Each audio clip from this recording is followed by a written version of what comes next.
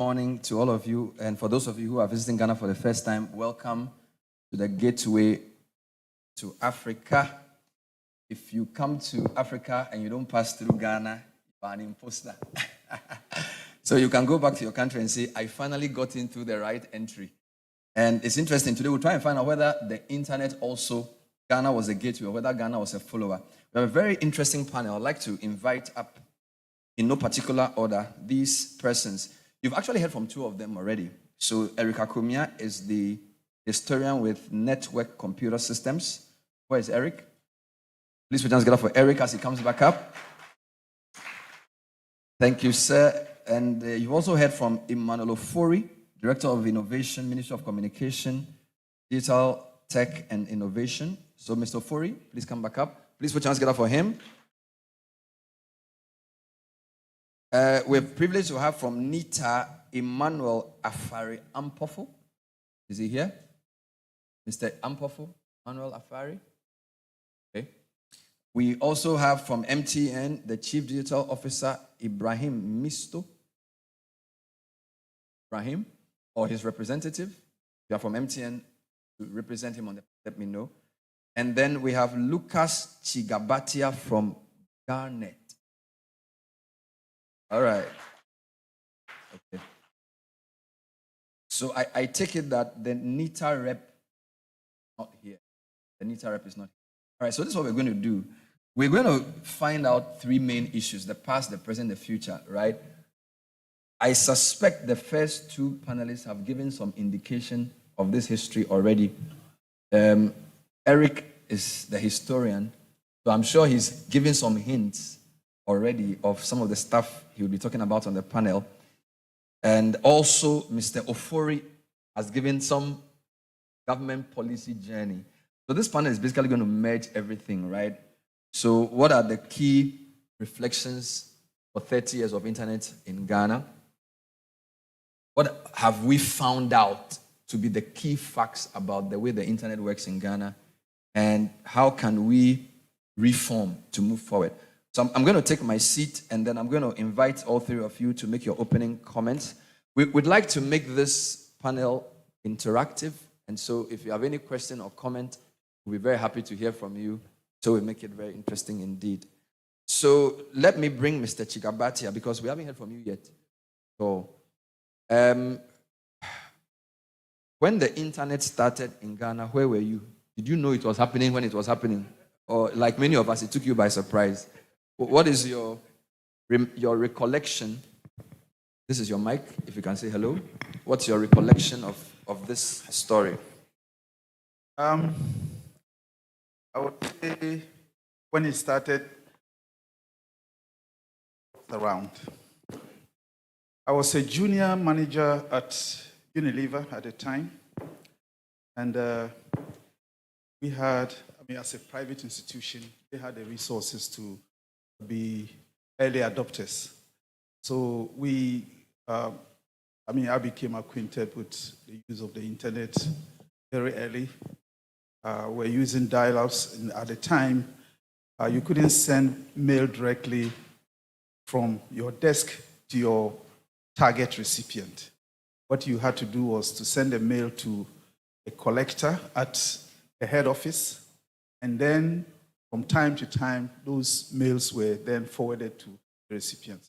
But that was quite advanced, because a lot of other institutions and individuals not even have that facility. So I was around during the days of dial-up, delayed internet connectivity.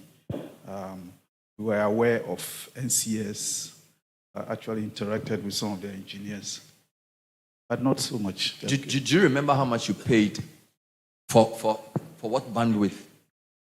I cannot immediately recollect, but that was very expensive. I fast forward, I know, for instance, when I moved on from Unilever to Anglo, we had 10 Mbps that were paying $14,000 a month. Can you imagine that? 10 megabytes per second. Yes, that was $14,000 US dollars per month. Which year is this? That should have been around 2000. Yeah.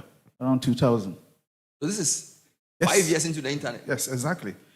And I thought it was very expensive in Ghana. And then I traveled to Senegal to help establish our office there, only to find out that the pricing was the same. We got a connectivity from Orange, and it was $14,000 for 10 minutes. So you can imagine today. Wow. I remember interviewing Professor Nina Kukweno, I think a few weeks ago, and he said the first email or the first thing they did was 9 kilobytes per second. And it was $10,000. 9 kilobytes. So you can see that was. So you had a good one. Yes, that was an improvement. 9 kilobytes per second. To a large extent, that was a big improvement. So we'll talk about the pricing today. It's much better. But this is just to give you an idea of how expensive it was. Mr. Kumia, what did you see that made you guys agree to pay such ridiculous amounts for such infinitesimally small bandwidth?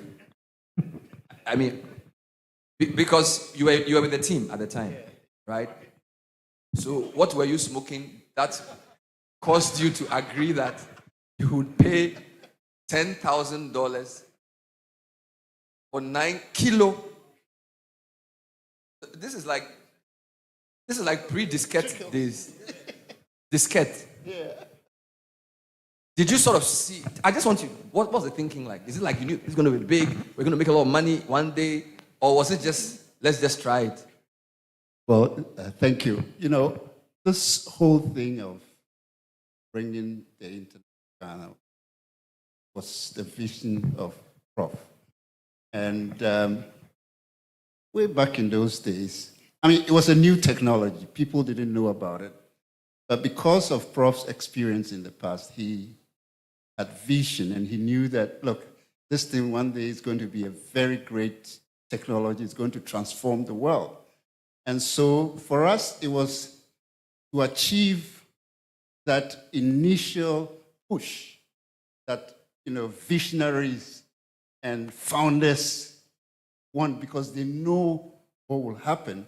And that is basically how it was. Obviously, it translated in quite high prices for end users, because I think around that time, end users were paying like $100 a month. But of course, predominantly it was email. The internet, you can wait for 15 minutes and it keeps running, it never comes. So I think it was, the knowing inside that, look, this thing is going to be a big thing. We need to push it and put Ghana on the map. Prof talked about the red and green map those days, the land something map, land map. And so the determination to put Ghana as one of the primary and first people to adopt that technology was one of the driving forces that really got us to pay such a huge amount for ridiculously. Yeah. And there's another challenge here. So generally in business, the more users you have, the easier it is to spread the cost. So in a sense, you'll be looking for more people to subscribe. But the problem is that the internet can also be finite. So the more users you have, the poorer the quality. Right? It's not like air. Right? So Mike, how did you balance that? You need more people to subscribe for this thing, but the tunnel doesn't have that much space. So the more people you bring, even though they'll pay cheaper, the quality will be lower. I'm sure it must have been one of the main questions to address in those times. Yeah. What was the thinking process like at the time? Well, so we started with 0 subscribers. So we had a certain pipe that we could channel through. But as we got more subscribers, we used to use, is it Moll's principle or law, of growth. And so as the numbers grow, we needed also to invest in more, bandwidth. So the next stage of our development was a 128 dish with, I think, about 100 and something megabits per second. And then as growth continued, we had a 3.8 meter dish and 384 megabits per second. So we were making investments as the growth, and therefore you couldn't see it rather improved, from the 9.6. So by 1997, 98, we could have reasonably good speeds, and the prices too were dropping because as more people came on, we dropped prices. In what year did you break even?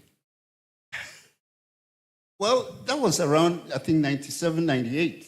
If 2-3 years into the experiment. Yeah. By 2000, we had over 10,000 subscribers, and we started reaping Because from he the was investment. he was paying 14,000. So obviously, you have more money. Yeah. So that's how it was. I think around 97, 98, as we expanded the dish, the 3.8 meters, 384. We got more people coming because quality had improved. And that's where we had the turning around for profitability. And then by 2000... So, Mr. Ofori, I'll come to you shortly, but I want to believe that because Labour was a multinational and your parent company in the jurisdictions were already onto this thing, you must have made it much easier for the Ghana team. But even then, the amount you were paying, did you have to justify it? And was the value you were getting commensurate with all the trouble you were getting in those early days? Okay, so as you rightly say, as a multinational, you had to do as the corporate did. So if we didn't have internet, it meant that our reporting would delay. It meant that we couldn't meet certain targets. So that was a corporate decision. And so the justification had been done already at the headquarters. We in Ghana just had to fall in line and then also ensure that there were the enablers like NCS and other organizations to facilitate that. So it wasn't so much about trying to justify, but to use the tool effectively. Okay. So that was the challenge, to ensure that all those who had access used it for the business and improved the processes and their efficiencies. Amazing. So, This must have been satellite, right? Yeah. Satellite. No, okay. satellite. Let me come to. So this is the way I've allocated a panel. You are the risk-taking private sector. You are the government policy guy, and you're the guy who sort of became the customer that helped the thing grow. So generally, there's three parts to everything: the government, the regulator, there's the private sector, and then usually there's a research academia, the guys who sort of course, sometimes they merge with private sector, right? So I'm missing a research guy on the panel. So I can give him that job. So you are the researcher on the job today. Wonderful. Government, let's be honest, you are not there necessarily in charge at the time. So did government come along, or was government part of the process throughout? When this idea came that they were going to do this, was government ready, or government policy was basically chasing what NCS and co were trying to do? Well, as they were speaking, there's one context that I got. Adoption. And what was driving adoption was the global community that Ghana belonged to. So there was this Y2K, computers came in.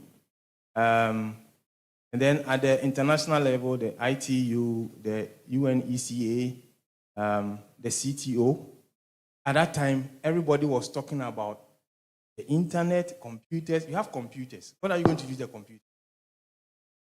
And the internet is about connecting computers. So if you are just having it as a desktop sitting without doing any activity, then we have lost out. But because we belong to the global community and these technologies were being adopted and private sector was utilizing it, at that time, it's copper. People were thinking about spectrum use, the technology. How can we move on? But the adoption was on corporate usage at the time because we have liberalized. But I remember when I got my first phone, and it was so expensive. Remember the Vodafone days when you need to buy a SIM at so exorbitant cost. So all those things were like, let people first adopt the thing, excite them, let them use it. And then private sector saw that corporate usage was good.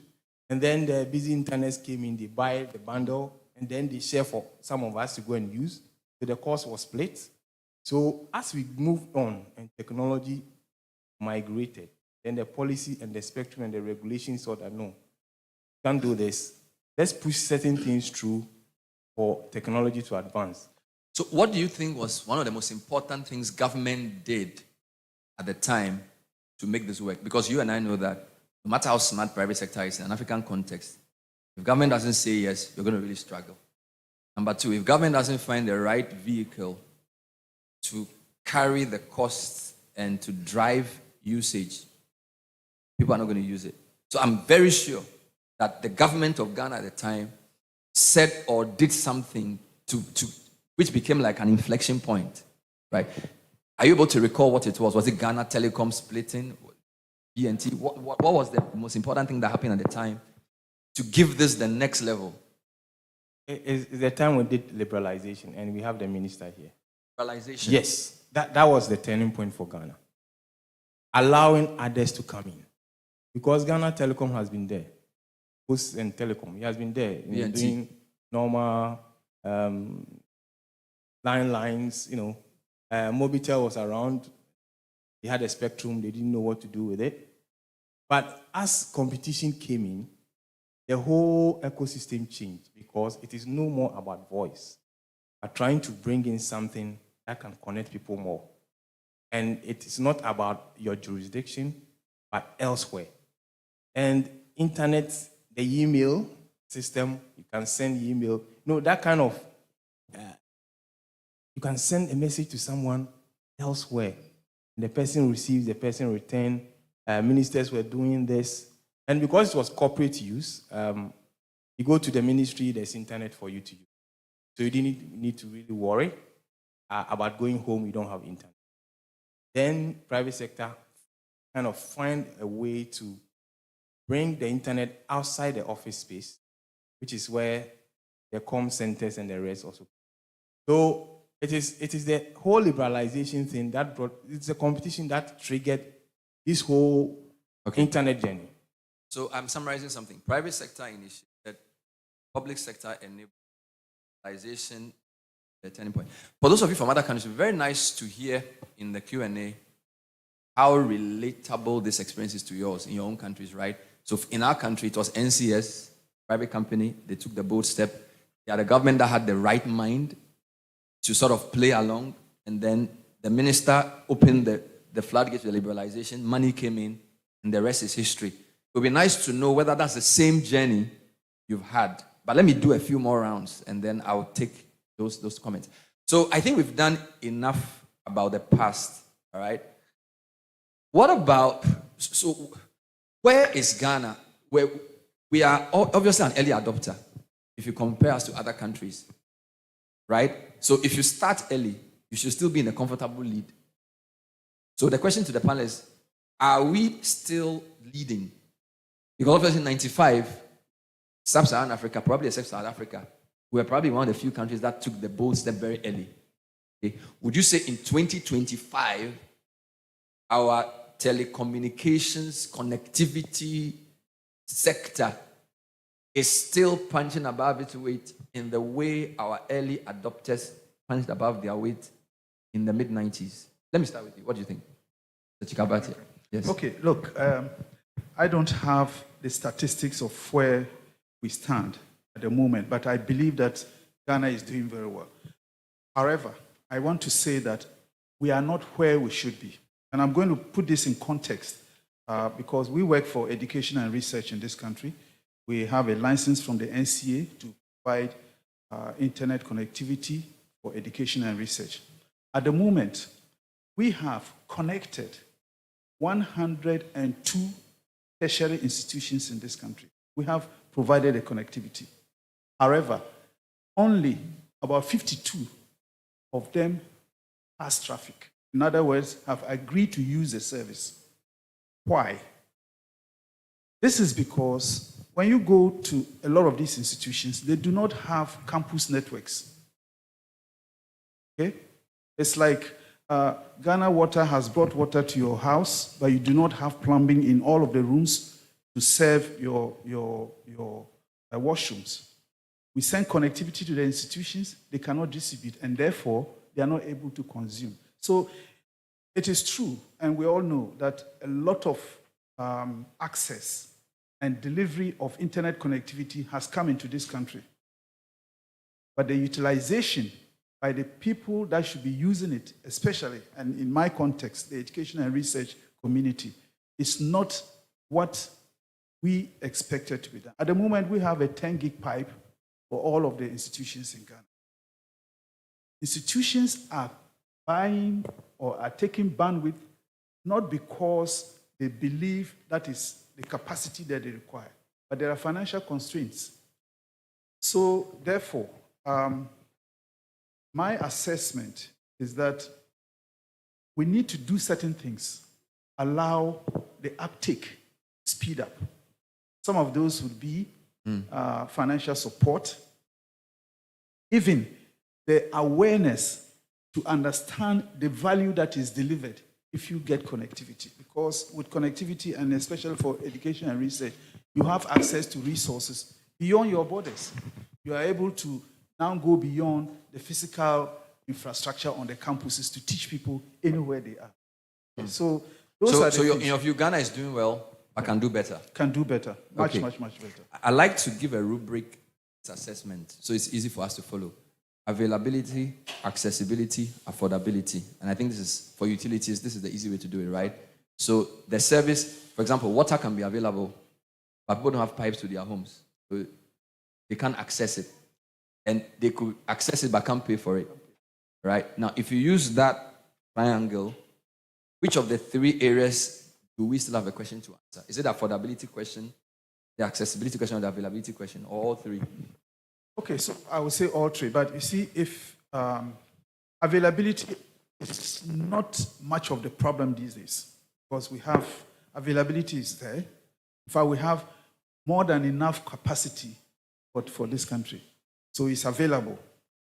Access would depend on the infrastructure, the footprint of the infrastructure in the country. The telcos will not go to places that they cannot get back their money.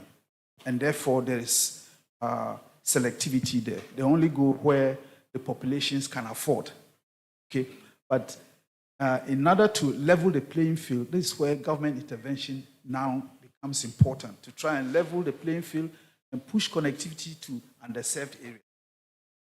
As for financing, it's never enough. Everyone has constraints, and that's where we then need to think creatively. There is the general belief that government has to pay for everything. We have a slightly different approach to that. We need to be able to come to the table and contribute to the funding for the resources. Because if we are waiting for government to do everything, it probably would take us a very long time. I can give you a small statistic. What we tell our users is this. Any institution that has about 10,000 students, if every student pays 240 cedis a year, not a month, a year, they would be able to have 155 Mbps every month throughout the year. But are the students willing to pay? So can you repeat this? Any institution with 10K students and above, yes. If a student paid 240 cedis yes. per annum, exactly, they would have at least 150 Mbps every month. Every month. Throughout, and this is dedicated. Has anybody taken up the offer? Oh yes. Oh no, we have a number of. Well, at the moment, the institutions that are on board pay. They do not. Very few of them levy the students, because students are not to be levied unless that levy is approved by Parliament. So you find that it's the institutions that will subscribe and pay. Then, sorry, 240 cedis is like $20. Yes. $20. $20. For those of you who are not from Ghana, so $20 per annum per student. Per student. In a large university, should be able to provide 150. Exactly. Wow. Should be able to do that. You find that some institutions come on board, they pay for 6 months, then they are constrained. They cannot. And they are calling on us, oh, can you suspend the service? So the question we ask is, what is the contribution of the students?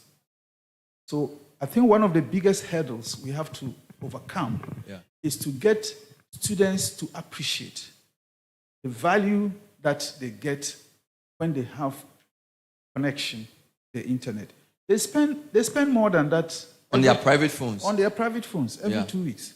But it is very difficult to get them to agree to do this. Thank you for that, Mr. Kabata. Mr. Akumia, same question to you. Where is Ghana? Are we still punching above our weight 30 years down the line? Well, let me just say that currently network computer systems is no longer as. And in 2003, through some kind of means, NCS was shut down. At that time, we had about 10,000 subscribers. If you do the analysis, if every subscription had about 3 people, we're talking about 30,000+ shut down.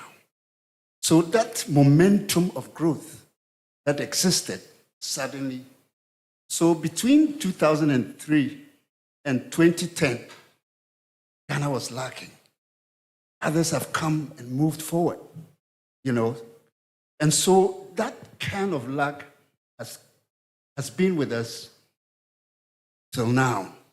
Ghana should have been in a better place in terms of leadership within at least the subcontinent, But all the same, comparatively, Ghana is doing quite well.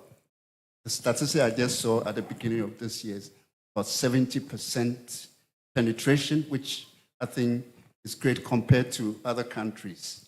Ghana is in a good lead. We could have been 90% by now, but because of the shutdown. Among other things. Yes. Mr. Ofori, you are from the ministry. I'm sure you have a lot of data. So objectively, if there's a ranking of countries with internet penetration that's available, accessible, and affordable, where does Ghana rank within maybe Africa? So,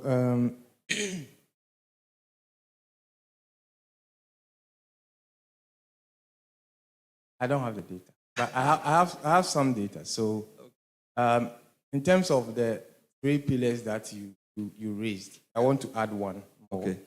Usage. So, for affordability within the West Africa sub-region, we are the second lowest. Affordability in West Africa? Yes. We are the second lowest? Yes, behind Nigeria.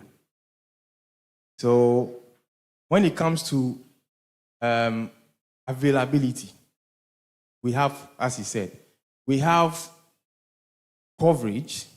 We have a lot of fiber, government-owned, private sector, the telco, they have complementary fiber all over the place.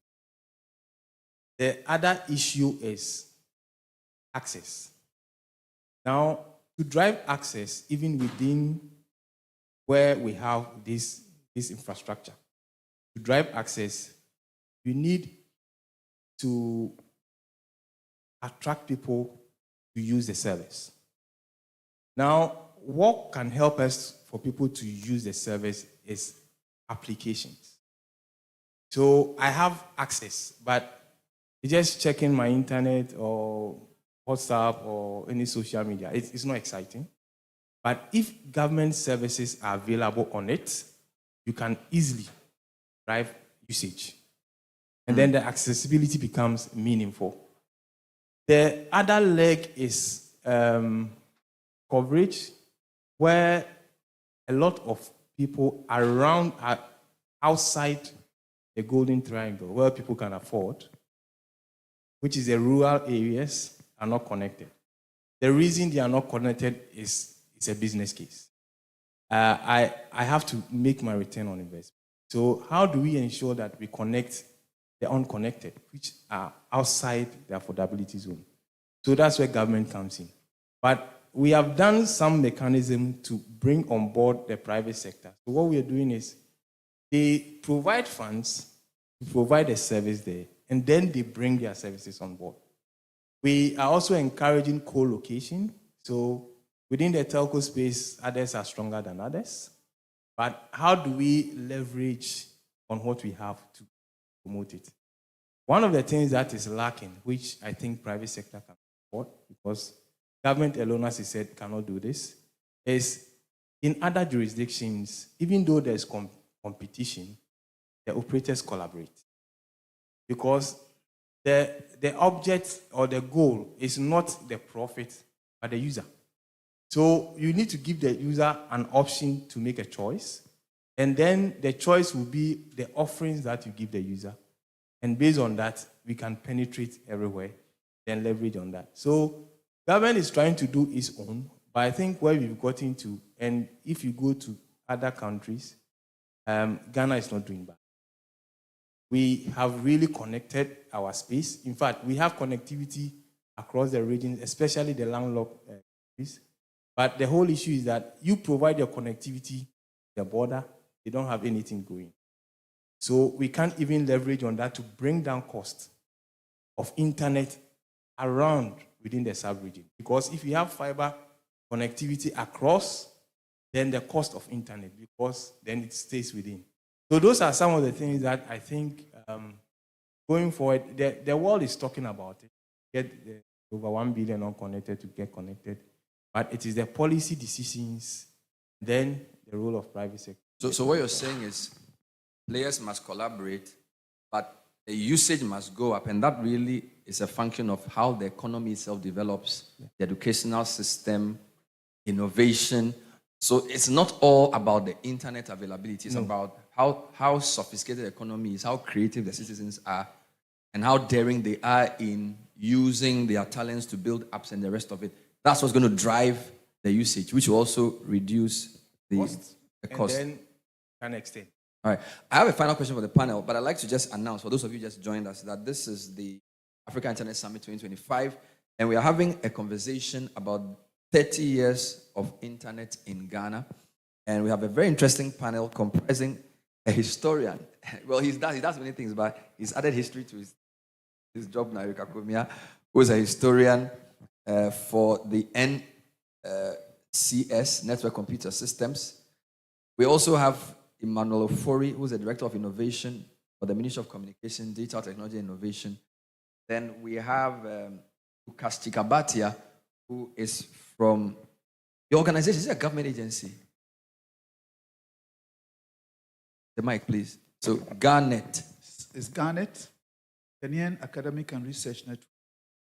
We are not for have support from government, a license to provide internet services to education and research. We cannot serve the general public. All right. So this is my last question. Because there are three of you, I'm thinking in threes. So every time, if I fall, I'll think in fours. So I've given you the 3 A's: access, availability, affordability. I've also spoken about remembering, recognizing, and reimagining. All right. But now, the 3 of you, so you are government, you are private sector, you are research. Right? Who is more critical for the next phase? So for the next 30 years, right? All of you are important.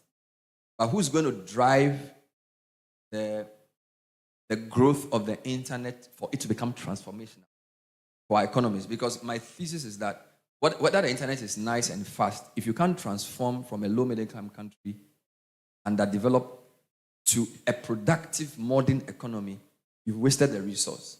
So the question for us is, how can we use the opportunity the internet presents to transform education, to transform health, to transform agriculture, to transform communication, the way we live? I think that's the question for all of us, right? So the question for you, you are the researcher, you are the government guy, you are the private sector. Who's going to take the lead in getting this wonderful resource to transform the African continent? That's why we are here, right? Who's going to go first? Is it your job, or your job? No, end with government. I like to start with research, and then I go to private sector and end with government. Okay, so I think the domain that we operate in, it's critical. Education as they say, is the universal equalizer. Education and research is a universal equalizer. What that means is that regardless of your background, poor home, rich home, if we have equal opportunities to education, then we can perform equally well. And therefore, if we're able to use the internet to transform education and research, that's a good starting point. After all, we go to school, we get molded, we acquire skills to do what? To help in developing our countries in all of the sectors, in agriculture, in business, in technology, in everything. So the starting point really is to ensure that we have the best education, the best research that will translate into the ability to innovate, the ability to think critically, to collaborate, and to develop and understand what is the requirement for development in each country. And therefore, if we are able to use this tool to transform education in ways that make it possible for us to affect and bring transformation in the other sectors, I think that's a good thing. Then based on what you said now, what you said, then it means that it's an investment, not an expense, right? So that 100%. making the internet available with all these goodies for education should be considered an investment. But who pays for that investment? Is it the government? Is it the student? Is it the parent? Is it the World Bank? Okay, so this an investment. When we invest for the future, it means that we've understood that along the line we would reap the benefits. And therefore, this responsibility resides with all of us, led by government. Government will facilitate and create the enabling environment. It is left to the rest of the citizenry to take advantage of the resources. I usually tell, or I've told the students at the university that, look, the internet resource that is provided by the university is a resource. You have to use it. If you can't and you don't use it, then you are wasting it. Therefore, I believe that this investment should be a collaboration of all. All of us. Let me come in. Thank you very much. Mr. Akumia, thank you, Mr. Chigap. Let's put our hands together for him. That was very good. Thank you so much. Mr. Akumia, what role do you think private sector can play getting this resource into national tool? Well, I think private sector has principally been able to make the investments they have made because of government policy and direction. And if we look at it from that perspective, it means that private sector will be able to do more when there are new policies surrounding emerging technologies, Internet of Things, 5G, and other things. These can be bottlenecks to what the private sector can do. And therefore, in my estimation, I think that it's still the government that takes the lead. If government can put the right policies, AI strategy, and all those things in place, the private sector, I believe, is happy to jump on board and make the investment. Of course, looking at what they're going to make, of course, and with new technologies, people want to jump onto it, and therefore, it's a good opportunity for private sector to make investments. Yeah. Thank you, Mr. Akumia. I'll give the last word to Mr. Ofori. What role does government have to play in this? Policy and regulation must take the lead. We must provide the enabling environment for private sector to thrive. So there's a lot of innovations going around. Looking at where the world stands now, the world is going digital. All government services are accessible to its citizens. And the only way we can do that is to bring the policies that will make private sector ride on what we have to provide that service. Now, if the environment is enabled, private sector can do a lot to bring usage, uptake, availability, access up. Like Doc was saying about students, it's the value proposition. Why should I use it? And I'm not using it only at a particular location. I want to use it elsewhere as well.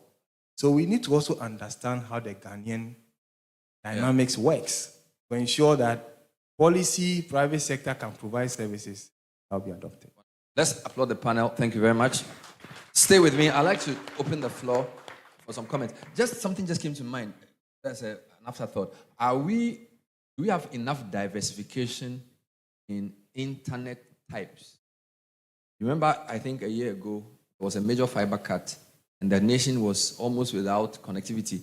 And this was when we were arguing whether we should bring Starlink in or not. And I think we learned the hard way that when somebody has a different option, we need all of that. So maybe I will leave that as a bonus question. But I feel like the audience has been too quiet, and I'm not very happy. So if you want to speak non-English, I think there's a thing you can, those of us who don't speak French or Spanish, we can get the translation. So we've put a mic in here. If you want to make a comment, ask a question, or just correct something we've said, the floor is open. The floor is open. Let me just see behind those who have any questions to ask or any contribution to make. Yes, sir. Please stand up, get to the mic, tell us your name, go straight to your comment.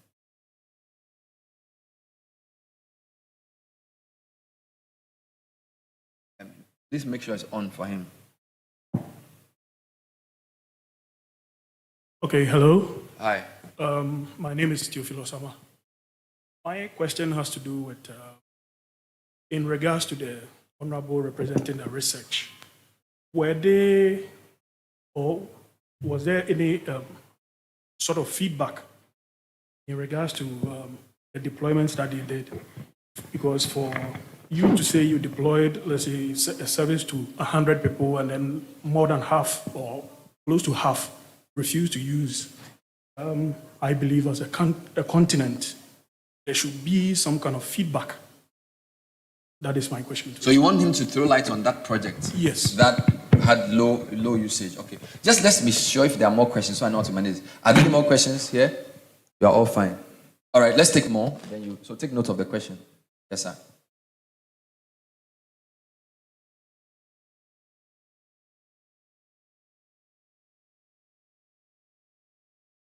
Sorry. Good afternoon, everyone. Afternoon. Yeah, my name is Charles American from ISPN.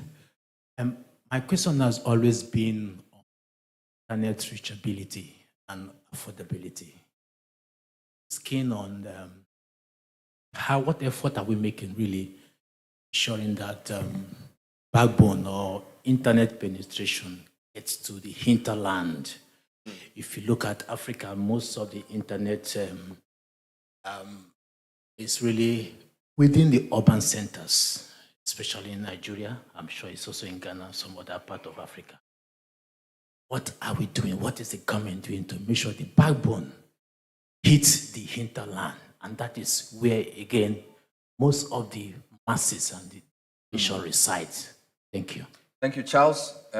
Let's take the third question. Suzanne, if you can wait, let me take the third in-person question, then you will read the online question. So, yes, sir.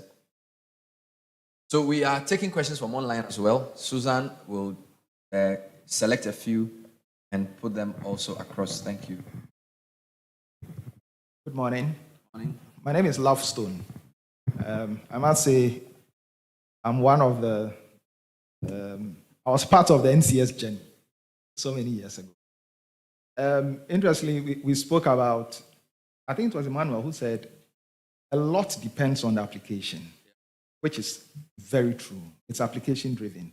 So you see, in the years when we used to have those 9.6 and 14.4s, the main application was email. Nobody bothered. The competition was, look, people used to send faxes, and now we have emails. That looked so much an upgrade. Things changed, and then browsers came in, and it became a different thing. And luckily for us today, the young people know internet. Nobody needs to introduce it to them. I mean, we may have issues before they use them for.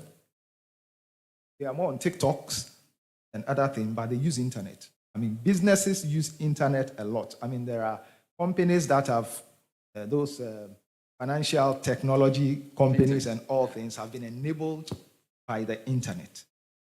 So the applications too are there. Then we come to the issue of the cost. cost factor. That was raised.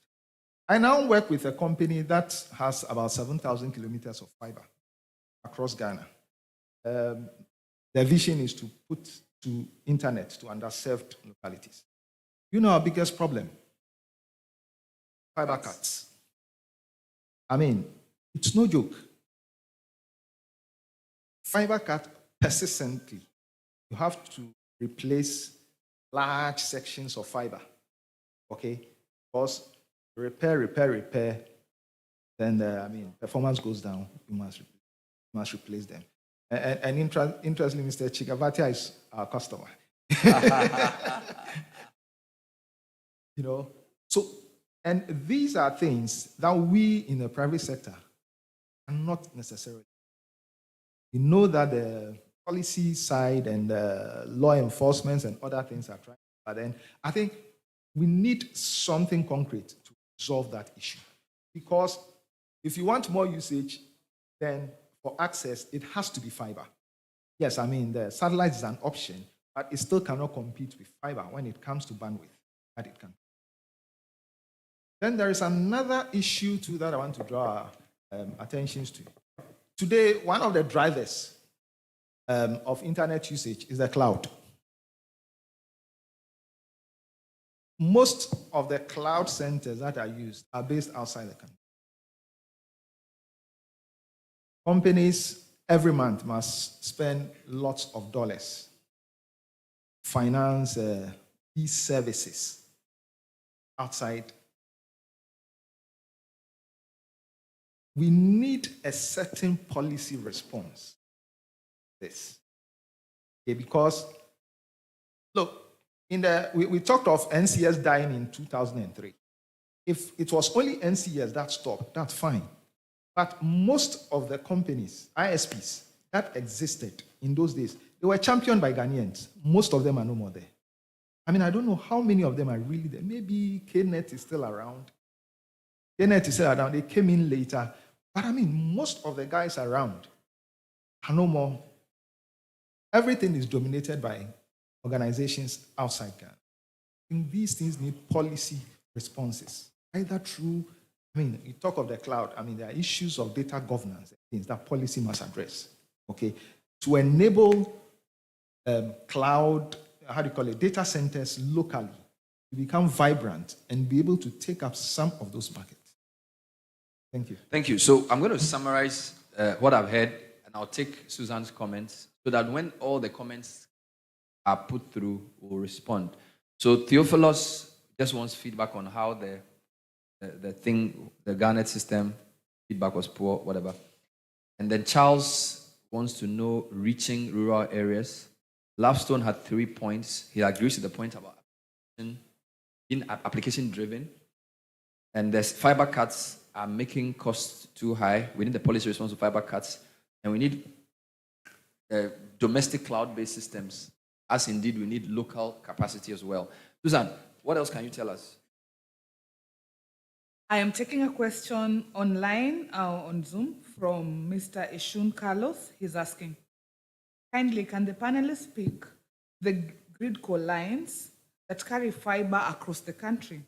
I see potential in that to reduce data cost across the country. Okay, so Gridco is Ghana's electricity transmission company. So the electricity company is the distributor. The transmission lines are owned by a company called Gridco. So your questioner is asking if Gridco can carry the fiber across the country. That's an interesting question. That's a nice question. Mr. Chikabati, I think you have to start because it was a direct question to you. Yes. What I said was we have connections to 102. About 52 are currently passing traffic. The rest, we are still in the process of getting them on board. And the question is, why connect them if they were not ready to take traffic? Right, that's a legitimate question. Now, the connection, those institutions that have not yet taken the service are mostly the colleges of education. There was a policy to connect all colleges of education. Colleges of education produce teachers. you want to transform your education sector, you need to ensure that your teachers are well trained. Give them access, make them aware and familiar with the new technologies. The time frame for delivering this connectivity was very short.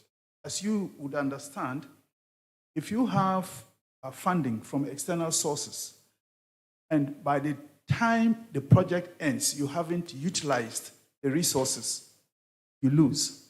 So we took the decision that instead of taking time to go around to all of the institutions, assess whether they'll be able to take the service or not, let's put in the connectivity because they need it, and then take steps to get them on board. And we've been successful in that.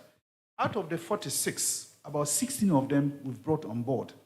And we go around and try to get them to understand various alternative funding sources to bring them on board. So it's a legitimate question. It is not a risk for us at the moment. We believe that at the end of the day, they would come on board. And we also need to point out that communication has to be consistent along the lines.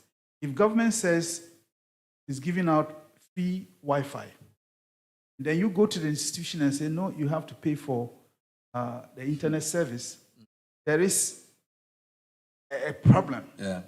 So we also need to try and look at how we communicate. Free is too much. It's too much. Okay? We need to be careful how we communicate that. Free does not mean free completely. Someone will have to pay for it. So that has also created a bit of problem for us, but I can assure you that we are making very good progress. And the institutions are coming on board. 16 colleges of education have come on board. The rest are along the line. But let me just quickly make one comment regarding the fiber cuts. I think that going forward, we need to get to a point where we have shared service lines, clearly marked, such that if a road is being constructed, in this country, we should agree that on the right side, we will have utilities service lines for all of service providers to use. Because now what we have is, today, MTN is digging, they bury their fiber. Tomorrow, Telecel is digging, they're burying their fiber. Next day, someone else. It's not helpful. I'm not sure how this collaboration can come about, but it also needs clear policy direction that we are going to, and government can make money from that. If government started by building common service pipes for service providers to use, and government will be making a lot of money, there will be no need. What do you think of the idea that Gridco should use this infrastructure to transmit? Now, Gridco is already doing that. What it means is that service providers have to negotiate and have agreements with Gridco to be allowed to run the fiber. Now, the most important thing there is to have an open service provider. In other words, the service provider that lays the fiber and allows any other service provider to use it. If it is exclusive to one company, then you have the problem. So we also need to look at open access. Open access drives transformation, it brings about collaboration, lowers the cost, and allows for access to happen. Okay, Ms. Ofori, government policy is driving everything, even free things. Everything has to be government. What's your comment on some of the things you said? Yeah, so on the fiber cut issue, as I said, we've gotten to a point where all of us must agree to address the issue. And Lucas has touched on what I was going to say. Take one's policy. And the current government has something on an act that they intend to develop on that one to resolve this particular issue, having a service line. And it will take a lot of collaboration amongst our ministries, so Ministry of Communication, Roads, the telcos, to actually come up to a framework where we can develop this and migrate our service lines. Because you lay the fiber, people still are of the view that they will get copper. So they go and dig, and they find out that there's no copper. Throw it away. So we need to put it in a place where it is difficult to access. And then, because it is a service provision being provided by somebody who maintains it, it becomes easy to ensure that there's service availability. And that service now moves away from one of the responsibilities of the telco or the service. And that will help. With regards to the grid code issue, one of the things government is doing is to conduct what we call a digital asset register. So we have Gridco has its own asset siloed. We have done some Eastern Corridor, Western Corridor, some fiber. It sits with NITA, other ones sit somewhere. All these belong to government, but siloed. How can we put it together and offer a better service to the citizen? Because it's the same government. So why are we playing against each other when we can put this asset to the best use of the private sector? So once it is done, NITA will make sure that this asset becomes available. It's open, as you said. Now, with the cloud issue, everything is data. So one of the problems we have as a country is that we don't have standardized data. So our data is not standardized. So depending on where you go, get something. So to be able to address that, we are putting together a legislation that will be passed this year. It's called Data Harmonization Act. And then also establish what we call Data Exchange Hub. So this will address, and in all this issue about national cloud will also come in to ensure that we have some sovereign cloud within our space. Now we have to agree which data we can share, which data we cannot share. Because it is not all data that you have to keep. Because we belong to a global environment, you access people's data, which is available. But the whole issue is that because this data now has become the oil that everybody is using, we need to, as a country, formalize how we use this data to apply. So once the policy is done, I'm sure there will be a validation workshop where we can all have an input into that act. Okay. And going forward, it will help. Mr. Kumia, quick comment on, I think Charles wanted to know how we can reach the unreached with the gospel of internet usage. Yeah, so I think we have talked about what government is trying to do, and from private sector is purely, returns of investment. So the kind of activity that GIFEC is doing, get the services at the unreached places, I think will be a good example for other countries who want to do same. Let me also add a little bit around, this cloud thing, that for a long time, there's also been discussions of hosting services, which is predominantly outside. And so you want a hosting service, you go out. Of course, we have Ghana.com that is doing local hosting, but then it should be something that can be driven by policy so that we can have more hosting within country. We save a lot of external bandwidth that goes up and so forth. Thank you. We'll take the last round from Susan, from those online. We have one comment and 3 questions. I'll start with the comment. The comment from Cybersecurity Guy says, Internet is one of the best things that can happen to any young person, but yet the dissemination and use is a major issue. The first question from Robert Ford, he says, main internet data related policies converge at the crossroads where adoption is constrained.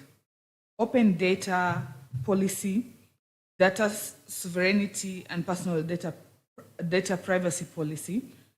Can we, Quenol, my hero and mentor, provide some insight on this? I would be happy to see data trust corridors built across Africa. His second question reads this way. Internet infrastructure coverage is one thing, but adoption remains constrained by cost of adoption, devices, and broadband costs. How can we build an African internet adoption scheme to provide soft loans to Africans to speed up adoption? To the other question, the third one and the last one, from Evelyn Fosu. She asks, in developed countries, CSTs, that is Communication Service Tax, is used to extend internet service to the hinterland. What is Ghana using to collect the CST for? All right. So the first question is open data sovereignty, data trust networks, and he wants his mentor, Professor Nina Kukwenu, to address that. And then a funding for African Internet Adoption Scheme, a general question. And then why is CST not used to enhance internet penetration? All right. And what is it collected for? What is it collected for? Yes, in All Ghana. right. So, Prof, somebody wants you to talk about open data policy, data sovereignty, data trust. You could talk all day on this. So you give him the mic to say a few things so the questioner will know that you are interested and at least you endorse the validity of the question. Yes, he has a mic. Thank you, Prof. Robert, thanks for the question, but you can see I'm not on the panel, so all I can do is thank you very much for the question, and then remind you that we need to all subscribe to open data principles, also make sure that we create data, not creating data now, deliberately create data, observe data, apply data, purpose of our own development. That's about the best I can tell you. Thank you very much. I think your best is more than good enough. Thank you. Let's put hands together for Prof. Just two final questions. Somebody wanted to know if an African Internet Adoption Fund would help to adoption. And then, what is the CST used for? That one, the government guy has to answer. Yeah. But a fund for internet adoption, I thought it was for Africa, not just for Ghana. That's what somebody's asking. Will it be feasible? Okay, so look, I think that it's important. And I think in Ghana we have GIFEC, which is supposed to facilitate extension of internet to rural areas. But one proposition I have is the telcos will not go anywhere that doesn't make economic business sense for them. So what should we do? If I were in the seat, I would say, anytime we ask for bids for contracts, we tie connectivity to rural areas as part of the delivery. So, you win a bid to construct network, you must necessarily include extension of networks to the rural areas to qualify to win the contract. Or we bundle extension of internet or connectivity to the rural areas as part of the package that is being floated for institutions to bid for. That way, we get the extension by default to the rural areas. We say, and the telcos believe that there's not economic muscle in the rural areas to consume their services. That may not be true. We have to prove that by taking the connectivity there. We have sent connectivity to a place called Nadoli in the Upper West region. That's where the Speaker of Parliament comes from. There's an institution there called McCoy College of Education. When we took the fiber there, they were surprised. They said, no telco wants to come here. But that is the reason why you have institutions such as Garnet. Ensure that regardless of where you are located, once you are an educational institution, we will send connectivity. And I see some of our service providers here. I'm encouraging you and inviting you to try and work with us, lower the costs. The last mile connectivity costs are very high, and it does not facilitate a leveling of the playing field. So think about that, work with us, and send All right. connectivity to the Thank you very rural much. areas. Mr. Ofori? CSC is a tax. It's a tax. And we all know where tax sits, right? Ministry of Finance. So this one is not the mandate of the Ministry of Communication. But how do you ensure that there's connectivity? We have what we call Universal Access Fund, where telcos contribute 1% into the pool. And so this is what we are using to extend connectivity to rural areas. And I will keep saying it. The argument that the rural areas is not profitable is because there's no applications to run on the network. Now, if you run applications, which is government services, and there's a lot. So if I'm in Nadoli and I have to do a passport, okay, the application is, I don't need to travel. Even if it's expensive, I will want to do it because it is the comfort of my home. It becomes an attraction for a private entity to go there. So until we drive applications, which is government services nationwide, and becomes available, it will be difficult to just go and put all that infrastructure there, and the person does not know why I should use it. There's no, I want to go and spend that 50 cedis for my family and to pay for internet. But if I know I can have education, I can have these resources for my child, the same as somebody at East Legon can get, then I'll pay for the internet. I'll give you the last word, Mr. Akumia. Well, I think this question about having some kind of a great idea, but how do we really implement?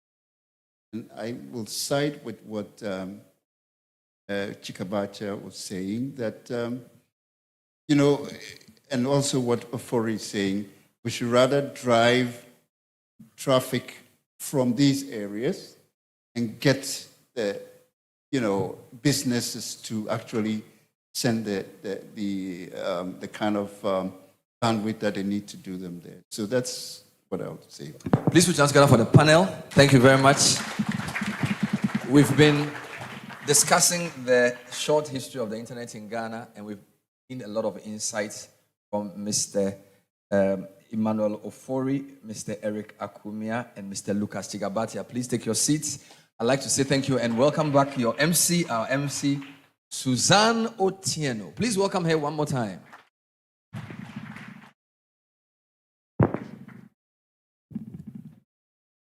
Applause for the panel. Wasn't it a nice panel?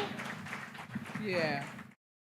So at this point, we are going to have